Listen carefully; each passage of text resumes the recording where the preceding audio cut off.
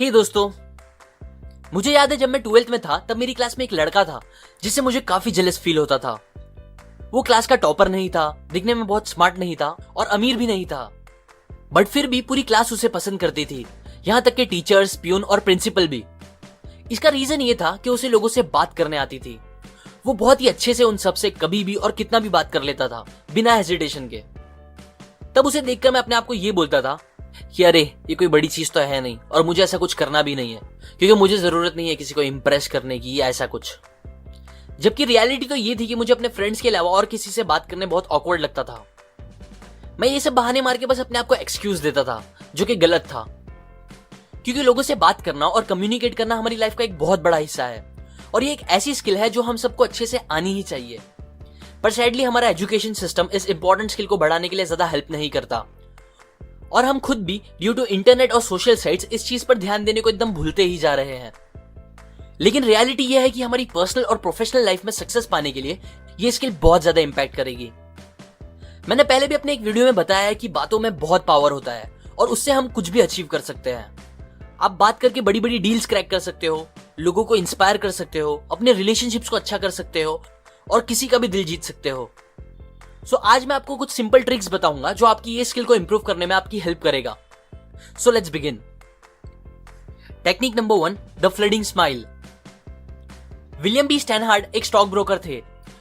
उनकी शादी को 18 साल हो गए थे, पर वो हार्डली कभी अपनी वाइफ से बातें या हंसी मजाक करते थे। वो अपनी लाइफ से ज्यादा खुश नहीं थे और उनके रिलेशन दूसरे लोगों के साथ भी अच्छे नहीं थे। वो कभी किसी से बिना रीजन बात नहीं करते थे और ना ही कोई कभी उनसे बात करने की कोशिश करता था। वो अपनी लाइफ से बहुत परेशान हो रहे थे। सो सिचुएशन को बेटर करने के लिए उन्होंने डेल कार्नेगी के एक क्लब में मेंबरशिप ली। वहां उन्हें चीजों को बेटर करने के लिए एक सिंपल सा टास्क दिया गया। टास्क ये था कि उन्हें हर घंटे में एटलीस्ट एक बार किसी भी एक इंसान को देखकर स्माइल करनी होगी। उन्होंने इसे सीरियसली लिया और फिर उसे अप्लाई करना स्टार्ट किया। नेक्स्ट डे वो हमेशा की तरह उठे, पर आज उन्होंने नाश्ता करने से पहले अपनी वाइफ को एक स्माइल दी और गुड मॉर्निंग कहा।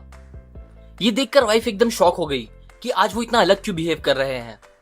तब उन्होंने अपनी वाइफ को बताया कि फिक्र करने की बात नहीं है और अब से ऐसा रोज होगा। ये सुनकर वाइफ को शॉक भी लगा और बहुत अच्छा भी फील हुआ। फिर उन्होंने रास्ते पे लोगों को देखकर उन्हें भी स्माइल देना स्टार्ट किया।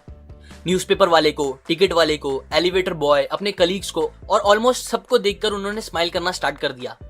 ये करते हुए उन्हें एक बात रियलाइज हुई कि अब जिन्हें भी वो स्माइल करके देखते थे वो भी उन्हें रिटर्न में स्माइल करके देखता था, जो उन्हें काफी अच्छा फील कराता था।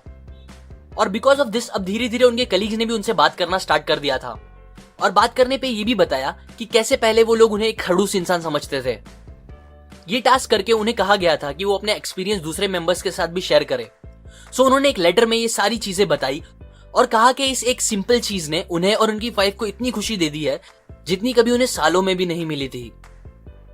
सो आप लोग भी जब भी किसी से बात करते हो या जब आप बात नहीं भी करते फिर भी अपने फेस पर एक स्माइल रखो। ये चीज आपकी अट्रैक्टिवनेस और कॉन्फिडेंस बढ़ा देगी और दूसरी तरफ आपका ब्लड प्रेशर और स्ट्रेस भी कम करेगी, जिससे आपकी हेल्थ भी अच्छी रहेगी। बात करते टाइम फेस पर हल्की सी स्माइल रखना सामने वाले इंसान को सेफ और अच्छा फील कराती है। एक और इंपॉर्टेंट बात, फ्लडिंग स्माइल मतलब ये नहीं होता कि आप किसी को देखते ही फौरन स्माइल कर दो, बल्कि ऑथर कहती हैं किसी से मिलने के बाद आपको पहले उनके फेस पे देखना चाहिए और फिर 1-2 सेकंड रुक कर एक स्लो स्माइल करनी चाहिए, बिकॉज लोगों को ये स्माइल फास्ट स्माइल से ज्यादा जेन्युइन लगेगी। Technique number 2, the sticky eyes.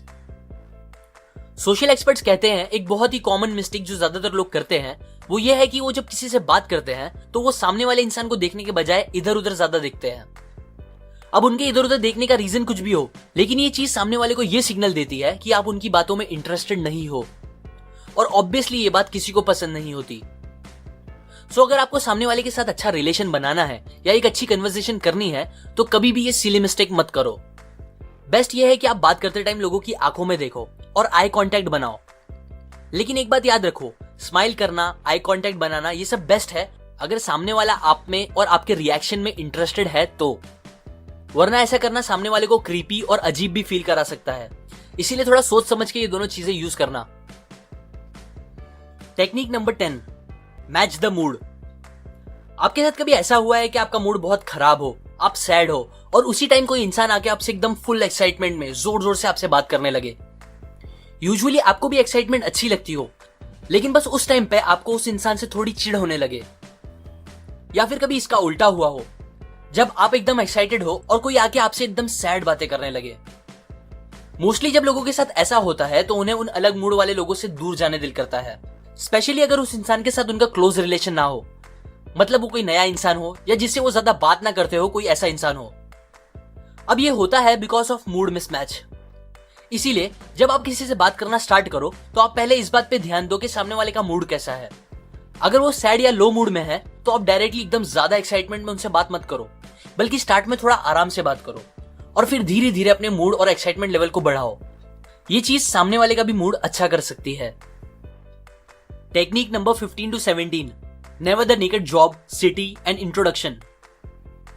बहुत से लोग जब पहली बार किसी से मिलते हैं या फर्स्ट टाइम किसी से बात करते हैं तो उनकी बातें कुछ ऐसे होती है। हेलो। हेलो। आपका नाम क्या है? जी मेरा नाम सुरेश, और आपका?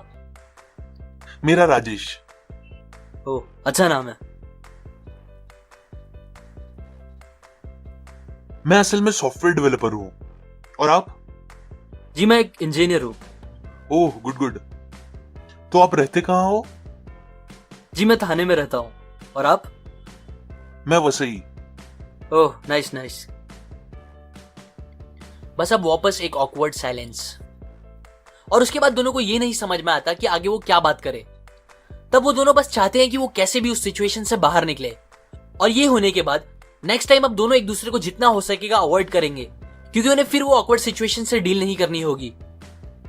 अगर आप चाहते हो ऐसा ना हो कभी और आपकी अच्छे से बात हो लोगों से, तो प्लीज अपने ऊपर और पूरी इंसानियत के ऊपर एक एहसान करो और कभी भी एक लाइन में किसी के क्वेश्चन का जवाब मत दो। जो सबसे कॉमन क्वेश्चंस होते हैं, जैसे कि आप कहाँ रहते हो, आप क्या करते हो, इन क्वेश्चंस के लिए थोड़े बड़े जवाब सोचो। मतलब आप पता करो कि आप जहां रहते हो वहां के कुछ फैक्ट्स, कुछ इंटरेस्टिंग बातें जो आप लोगों को उस जगह के नाम के साथ और बता सकते हो।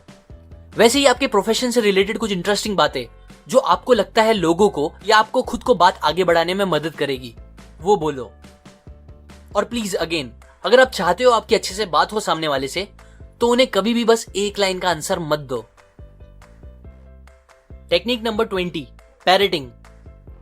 पैरेट एक बहुत ही ब्यूटीफुल बर्ड है जो हमारा दिल इजीली जीत लेता है, और वो भी बस हमारे कहे गए कुछ वर्ड्स को रिपीट करके। किसी से बात करते टाइम अगर आपको आगे क्या बोलना है ये नहीं समझ आ रहा और आप चाहते हो आपकी बातें आगे बढ़ती रहे, तो आप ये टेक्निक यूज कर सकते हो जिसे कहते हैं पैरेटिंग। इसमें आपको और कुछ नहीं, बस सामने वाले इंसान के कहे गए लास्ट के कुछ वर्ड्स को रिपीट करना होगा और आपकी बात आगे होती रहेगी। एग्जाम्पल, एक आदमी अपने घर जा रहा था, तभी रास्ते में उसे एक दोस्त मिल गया। ये उसका इतना अच्छा दोस्त नहीं था और उसे उस दोस्त से ज्यादा बात करने जमता भी नहीं था। यूजुअली वो उसे अवॉइड करता था ताकि बात करनी ना पड़े, पर क्योंकि उसने हाल ही में ये टेक्निक सीखी थी जो उसे ट्राई भी करनी थी, इसीलिए उसने उससे बात करना स्टार्ट की। फ्रेंड ने उसे बताया कि वो एक शो अटेंड करके आ रहा है, तो उसने रिप्लाई किया, शो? फ्रेंड बोला, हाँ, बहुत मजा आया, बड़े बड़े सिंगर्स आए थे। तो उसने कहा, बड़े बड़े सिंगर्स? फ्रेंड बोला, हाँ रे, ये आया था, वो आया था, शान, राहत, के और बहुत से लोग। तो उसने कहा, के? हाँ, क्या गाना गाया उसने, ब्ला ब्ला ब्ला। और फिर इसी तरह बस पैरेटिंग करके उसने बहुत टाइम तक उससे बात करी, जितनी पहले उसने कभी नहीं की थी, और वो भी बिना कुछ खुद से बोले। अब इसका रिजल्ट ये निकला कि उसका दोस्त उसे एंड में बोल के गया कि उसे बहुत अच्छा लगा उससे बात करके। ऐसा हुआ बिकॉज बहुत से लोगों को कन्वर्सेशन कंटिन्यू रखने के लिए बस एक रिप्लाई की नीड होती है, और बहुत बार वो रिप्लाई का कुछ ओरिजिनल या खुद का सोच के बोलना भी जरूरी नहीं होता। इसीलिए पैरेटिंग एक सिंपल सा ऑप्शन है जो ये नीड को पूरा कर सकता है और आपकी कन्वर्सेशन को कंटिन्यू रख सकता है। ये कुछ टेक्निक्स मैंने आपको how to talk to anyone book से बताई है। इस बुक में टोटल 92 छोटे छोटे लेकिन बहुत काम के ट्रिक्स है जो आपको किसी से भी बात करने में बहुत अच्छा बना सकता है। अगर आप इस बुक की सारी टेक्निक सीखना चाहते हो तो आप डिस्क्रिप्शन में दिए गए लिंक से जाके वो खरीद सकते हो। और अगर आप मेरे वीडियोस को कभी मिस नहीं करना चाहते तो आप सेटिंग में जाके अपनी नोटिफिकेशन ऑन कर दे और फिर मेरे चैनल के होम पे जाके उधर बने बेल पे क्लिक कर दे। इससे आपको जब भी मैं एक न्यू वीडियो अपलोड करूंगा उसका नोटिफिकेशन आ जाएगा। लाइक करें अगर आपको ये आइडियाज काम के लगे, अपने व्यूज कमेंट करें, सपोर्ट करें मेरे चैनल को, इस वीडियो को शेयर करके अपने फ्रेंड्स एंड फैमिली के साथ, सब्सक्राइब करें। मैं और ऐसी काम की बातें आपके साथ शेयर करता रहूंगा, यूजुअली हर वीक। और फाइनली, थैंक्स फॉर वॉचिंग।